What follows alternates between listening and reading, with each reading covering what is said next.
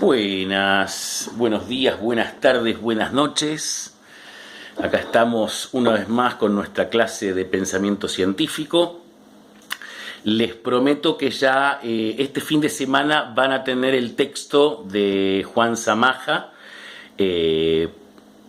justamente mi padre. Digo esto para que no se confunda con mi hermano. Ese texto retoma, ¿sí?, y desarrolla todo lo que hemos venido de alguna manera queriendo decir y queriendo caracterizar respecto de los 4 métodos para fijar creencias de Charles Peirce. Sí, así que va a ser un apunte valioso para que lean, para que consulten, para que tengan en cuenta y para que vayamos charlando. Les recuerdo que ya creo que la semana que viene, si mal no recuerdo, tendremos ya nuestra clase de Zoom. Así que estén atentos, así vamos pudiendo desarrollar y charlar ese texto, ¿sí? Que van a tener, repito, el fin de semana. La vez pasada ya presentamos decididamente el cuarto nivel de la pirámide, el cuarto método, a saber, el de la ciencia, ¿sí?, o la eficacia científica, también como la llama Charles Peirce, y hemos dicho o hemos presentado esta primer característica general de la ciencia, que es el de ser un movimiento de abstracción. ¿Por qué digo un movimiento de abstracción con este gesto de ascenso, que no es casual? Porque decíamos que a la ciencia no le interesa los hechos particulares como tales, ¿sí? No le interesan los hechos particulares, los hechos puntuales, sino que le interesa ¿qué cosa? Descubrir, develar, desocultar las leyes generales como tales, las leyes que gobiernan esos fenómenos, ¿sí? Ahora lo decimos así, ya lo vamos a retomar y a decir mejor. Pero entonces, la ciencia es ese movimiento. Dábamos el ejemplo en la clase pasada del agua que hierve a 100 grados, ¿sí? Que no le interesa que una pava hierva a 100 grados, sino que le interesa la fórmula de que el agua como tal hierve a 100 grados centígrados en cualquier lugar, en cualquier tiempo, de cualquier manera, ¿sí? ¿Por qué? Porque tiene que ver con la estructura molecular del agua, ¿sí? Que a los 100 grados se rompen determinados procesos, etcétera, ¿sí? Pero entonces la formulación de la ley de la gravedad, también dábamos el ejemplo, que es una fórmula abstracta, ¿sí?, que simboliza, que nombra, que formula, ¿sí?, una ley general, una ley abstracta, y como tal, señalábamos también la vez pasada, es una característica paradójica de la ciencia cuando se nos presenta la ciencia como el emblema o el estereotipo del conocimiento concreto, ¿no?, del conocimiento duro, como quien dice, pero duro en el sentido de concreto, en el sentido de ser muy práctico, ¿sí? Pero repito, si es una característica paradójica la que estamos señalando de la ciencia, este carácter de ser un movimiento de abstracción, porque busca generalizar los casos y encontrar las leyes que gobiernan los casos, ¿sí?, estamos señalando entonces que es imposible validar solamente de manera empírica, ¿sí?, cualquier ley científica. ¿Sí? Nos vamos a encontrar con que es imposible de llevar a cabo materialmente hablando. Yo no puedo probar que toda el agua hierve a 100 grados centígrados, no tengo manera, ¿sí? Sin embargo, no se trata de eso. La ciencia no busca demostrar empíricamente que toda el agua hierve a 100 grados, sino mostrarlo a través de unidades de análisis, ¿sí?, a través de teorías de lo que es la estructura molecular del agua y cómo está compuesta, ¿no? Y se va cotejando, ¿sí?, se va corroborando los cuerpos teóricos con los fenómenos, ¿sí?, de esa teoría. Entonces se van formulando teorías acerca de la estructura molecular del agua, se observa cómo esa agua interactúa y se va autocorrigiendo, ¿sí?, se van corrigiendo la teoría por la práctica y la práctica por la teoría, ¿sí? Es un doble movimiento ¿sí?, de cotejar, ¿sí?, de corregirse mutuamente, recíprocamente, ¿sí? Hemos dicho que este cuarto nivel, ustedes saben que cuando decimos el cuarto nivel de la pirámide, no es solamente el cuarto nivel, ¿sí? Porque son ascensos dialécticos, ¿sí? Y eso quiere decir que en el cuarto nivel no solamente tengo el cuarto nivel, sino que tengo el tercero, el segundo y el primero. No en toda su extensión, ¿sí?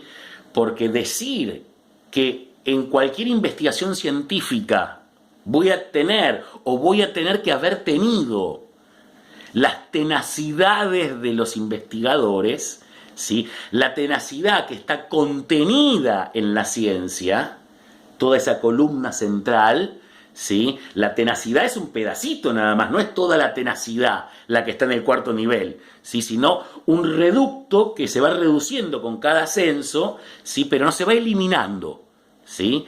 No es que en la ciencia está eliminado, por eso hablamos de un ascenso dialéctico, está comprimido, suprimido y superada la tenacidad. ¿Por qué decimos superada? Porque la tenacidad está en tanto las condiciones materiales subjetivas de los investigadores. Los investigadores tendrán olfato, tendrán sus creencias, ¿no? Sus marcos teóricos, sus elecciones, su subjetividad.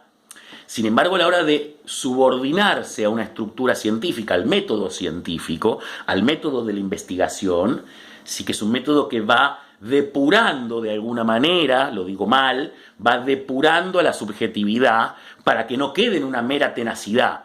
¿Sí? Entonces voy a hablar de un marco teórico donde voy a hacer referencia a ciertas autoridades de la ciencia. En la ciencia también hay autoridades, ¿sí? Hay científicos y hay más prestigio o menos prestigio según ciertas ceremonias de validación, de acreditación, ¿sí?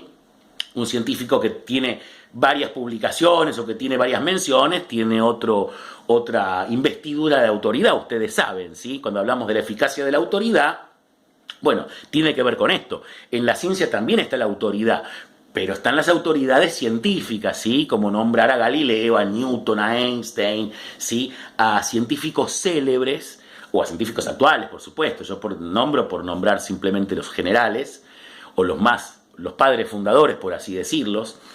Pero entonces, retomando, en la ciencia también voy a nombrar autoridades, ¿sí? Pero también está comprimida, suprimida y superada. ¿Por qué? Porque va a estar subordinada a la capacidad de razonar, ¿sí? Al raciocinio con el que conecte en la investigación los enunciados de estos autores. No es que la autoridad es simplemente nombro a ciertas autoridades y listo. Mi investigación está bien porque nombro a tales personas. No, tiene que haber consistencia lógica entre los enunciados que cito y los que yo voy diciendo. Los que vamos diciendo con los investigadores, ¿se entiende? Entonces, estas cuestiones incluso en última instancia tampoco se van a validar solamente por la razón, sino sería un ensayo filosófico. Si es una investigación científica, ¿cuál va a ser la última instancia de validación? Ahora sí, la propia y específica del cuarto nivel, a saber, la contrastación y corroboración. Es decir, una vez que tenga el diseño del objeto que voy a investigar, el marco teórico al que hago referencia, voy a proponer un método y voy a ir a los fenómenos, a tomarlos, a medirlos, a contrastarlos, a organizarlos, ¿sí? Y entonces sí se verá si lo que dije en función de lo que se observa tiene alguna correspondencia. Lo estoy diciendo muy veloz y muy rápido porque lo estoy presentando, ¿sí? Ahí vamos a tener entonces la contrastación o corroboración, por ejemplo, un método, el gran método científico, muy propio de las ciencias naturales, de las ciencias fácticas. Y acá hago un paréntesis y voy a mencionar una pregunta que me hizo Melina, una estudiante, que me parece muy interesante, aunque no podamos responderla absolutamente ahora, porque vamos a tener que esperar un par de clases más a que incluso veamos otro autor que se llama Rubén Pardo, con el que vamos a abordar un poco paradigmas de cientificidad, ¿sí? Y un poco algunas cuestiones que nos van a servir para esto. Pero voy anticipándole algunas cuestiones. La pregunta que me hacía Melina era ¿qué diferencia hay en las formas de validar en las ciencias fácticas, en las ciencias sociales o en las ciencias exactas, por ejemplo? Si no es la misma, ¿no? Es una buena pregunta en realidad, está muy bien la pregunta, pero lo que podemos señalar entonces En principio, cuando venimos caracterizando la ciencia diciendo que toda ciencia busca generalizar, es decir, lo digo más específicamente, universalizar, ¿sí?, sus enunciados en función de las observaciones, formular leyes que pretenden ser universales, ¿sí? Es un saber que pretende ser universal la ciencia. Y cuando digo la ciencia, digo las tres ahora, ¿sí? La exacta, las fácticas y las sociales, ¿sí?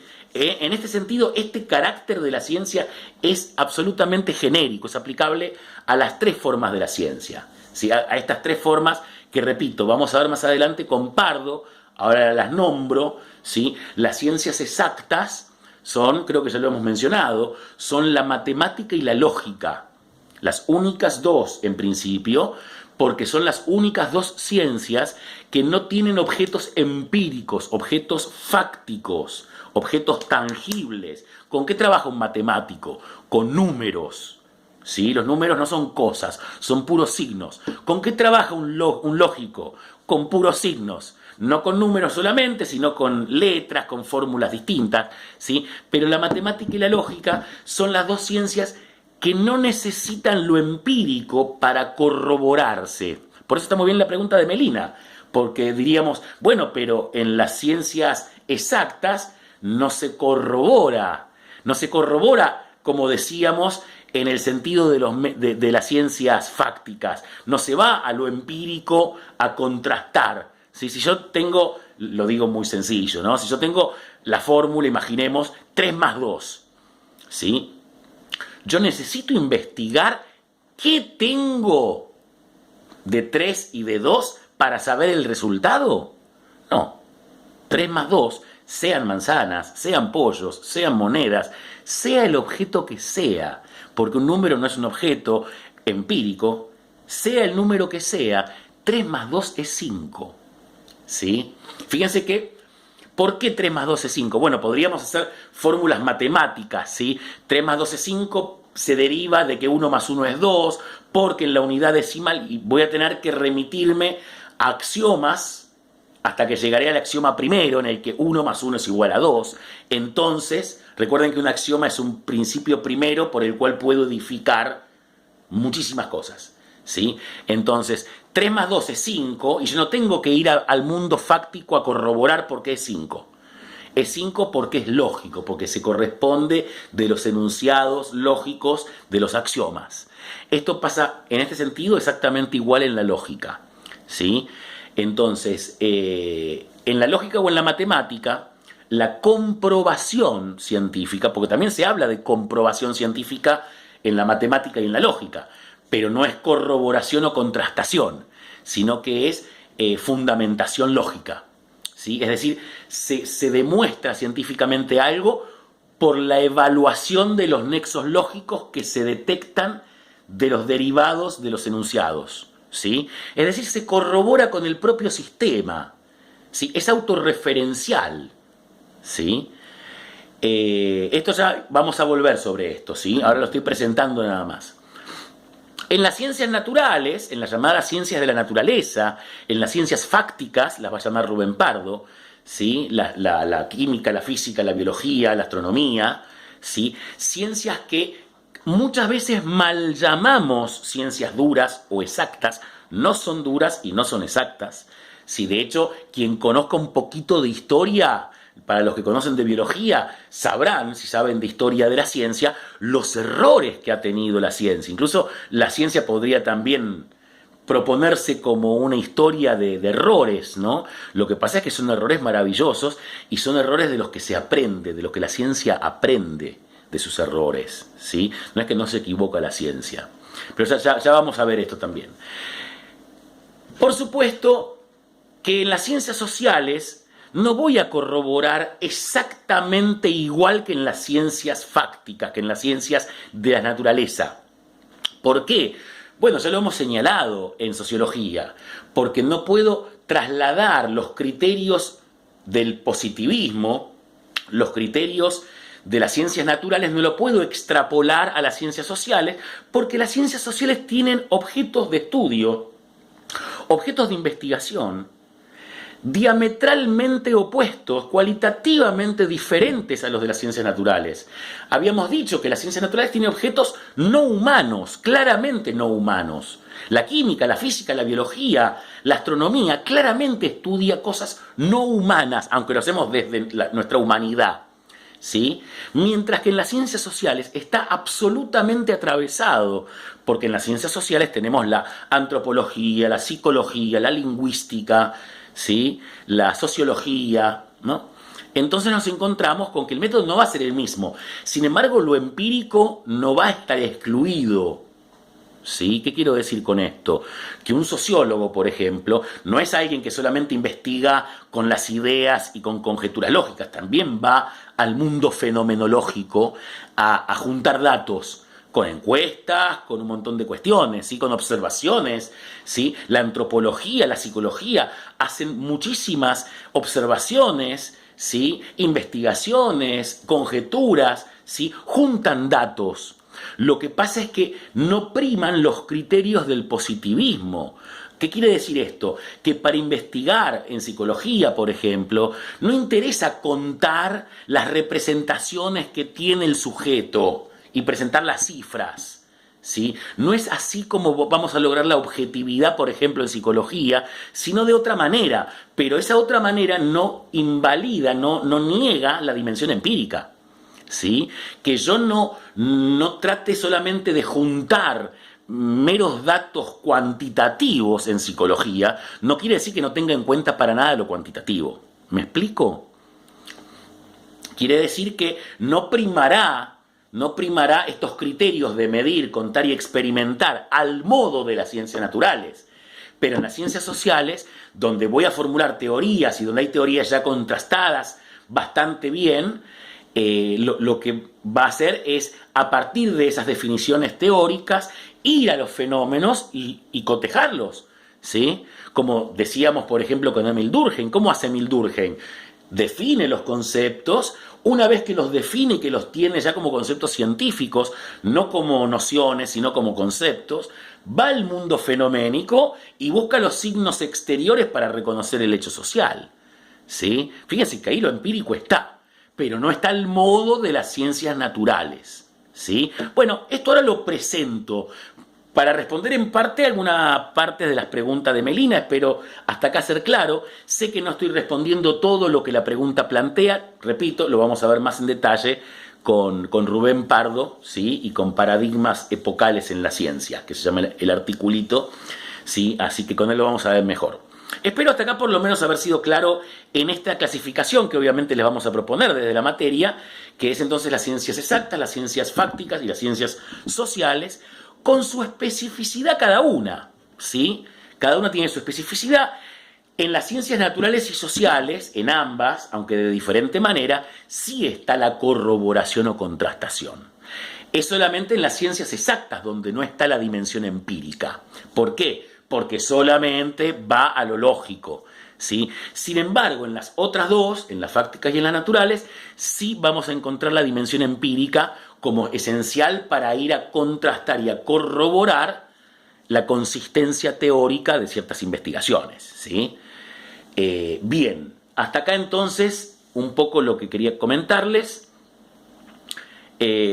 Decíamos entonces que es importante identificar cómo en la ciencia vamos a encontrar en la ciencia, en toda esa columna, tenacidades, autoridades y reflexiones filosóficas propias, pero retomadas, recapituladas, reconfiguradas desde la ciencia. Distinto a cada estrato en particular, ¿sí? Recuerdan que decíamos, por ejemplo, que en la tenacidad podemos experimentar tenazmente creencias que originalmente se produjeron por autoridad o por reflexión filosófica, pero ahora yo las reproduzco desde mi tenacidad, ¿sí? Por ejemplo, yo doy clases hace 15 años, 16 años, y bueno, obviamente hay siempre cosas que uno está puliendo, pero también hay cierto hábito y el hábito hace que ciertas cosas se hagan mecánicamente y esos mecanismos que se incorporan se reproducen por tenacidad, ¿sí? Aunque no hayan sido originadas por tenacidad, ¿sí? Entonces, tenemos distintos niveles que es importante poder no confundirlos, ¿sí? No confundir, por ejemplo, la tenacidad como método propio de la tenacidad que está en la ciencia, por ejemplo, ¿sí? De la tenacidad que toma solamente la ciencia. Esto es característica esencial de la pirámide, ¿sí? El poder pensar que la ciencia no es la creencia más verdadera que tenemos y las demás son falsas, ¿sí? Si estamos presentando con tanto esmero este esquema, la pirámide de Peirce, y retomada por Juan Samaja, lo estamos haciendo con la firme convicción de transmitir que la ciencia existe con otros métodos que validan conocimientos de otras formas y que no por ello son menos verdaderas, ¿sí? Cada una respecto al ámbito que le atañe, ¿sí? Es decir, ¿es más verdadera una investigación sobre el clima que mi sensación de tener calor? No, cada una es verdadera en su ámbito. Mi sensación vale para mí que lo siento y obraré en consecuencia, mientras que la investigación sobre el clima tendrá otro alcance y otra envergadura y tendrá otras consecuencias, ¿sí? Hemos señalado que cada nivel tiene un alcance, un límite en el que el siguiente nivel puede alcanzar más. Lo digo así, las creencias por autoridad incluyen muchísimo más conocimiento que las creencias por mera tenacidad. Las creencias por reflexión pueden llegar mucho más lejos que las creencias por autoridad y las creencias científicas llegan más lejos que las creencias. Me explico, tienen mayor alcance, ¿sí? Pero esto no quiere decir que sean mejores, esto no quiere decir que sean más verdaderas. Digo esto porque es fácil caer en esta sobrevaloración de lo científico. Es cierto que la ciencia es el saber más depurado, más maravilloso que ha inventado nuestras sociedades. Eso no lo negamos, pero no con esto queremos decir que es el conocimiento verdadero y los demás son falsos, ¿sí? Como muchas veces se cree.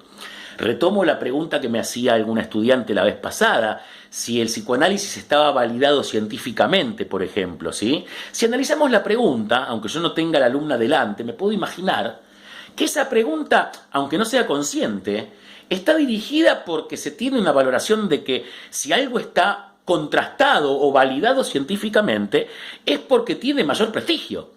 Es porque, está validado científicamente, no es cualquier cosa, como si el resto fuera cualquier cosa. ¿Sí? ¿Me explico?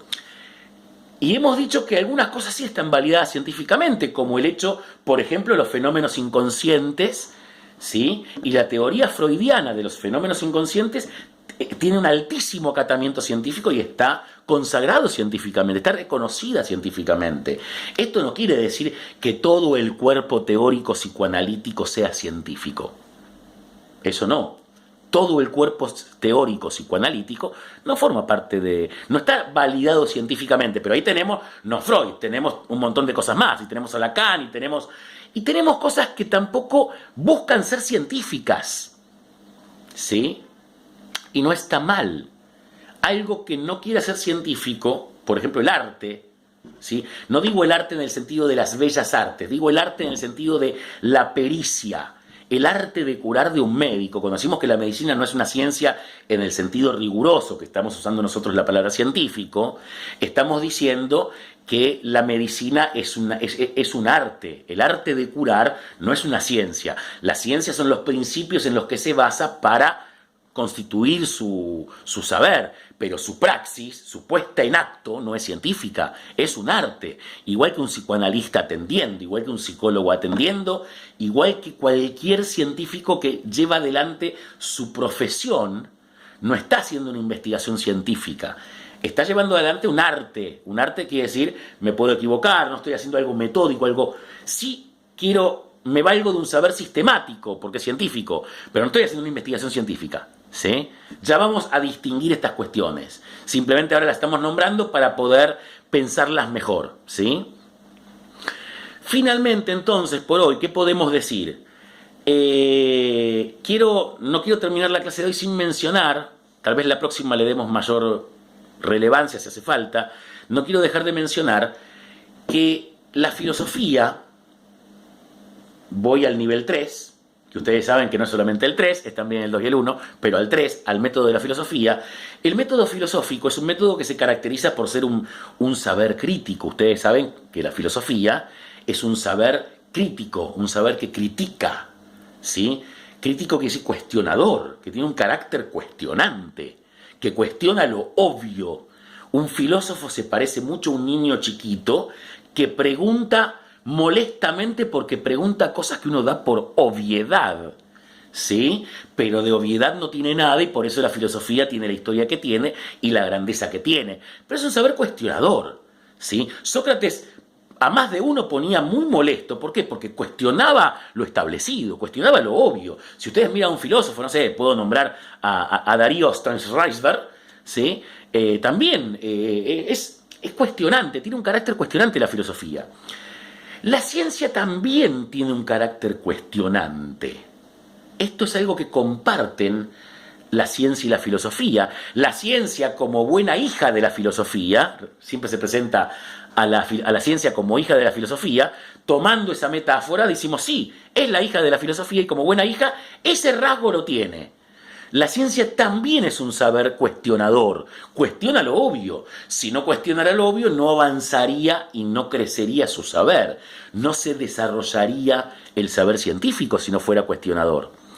La diferencia es que la forma de cuestionar en filosofía, ¿sí? La forma de cuestionar en filosofía y el modo de validar lo que se cuestiona es de una manera, mientras que en la ciencia las formas de cuestionar y de validar son de otra manera, ¿sí? No serán las mismas preguntas las que se hace un filósofo, ¿sí? Sobre ciertos temas que las que se hace un científico especializado en esos temas, ¿sí? Yo puedo ser un filósofo que me haga preguntas sobre la personalidad, por ejemplo, y será un filósofo, estaré haciendo antropología filosófica, ¿sí? Estaré filosofando sobre la naturaleza humana, por ejemplo, distinto a las preguntas que se hará un psicólogo para investigar algunas cuestiones psicológicas, ¿sí? Ya vamos a desarrollar estas dos vertientes la próxima clase, ¿sí? Pero quería al menos ya presentarlo como para que lo vayamos pensando y pudiendo familiarizarnos con esto, ¿sí? Bueno, el fin de semana les mando el texto. Que tengan muy buenas noches, muy buenas tardes y muy buenos días.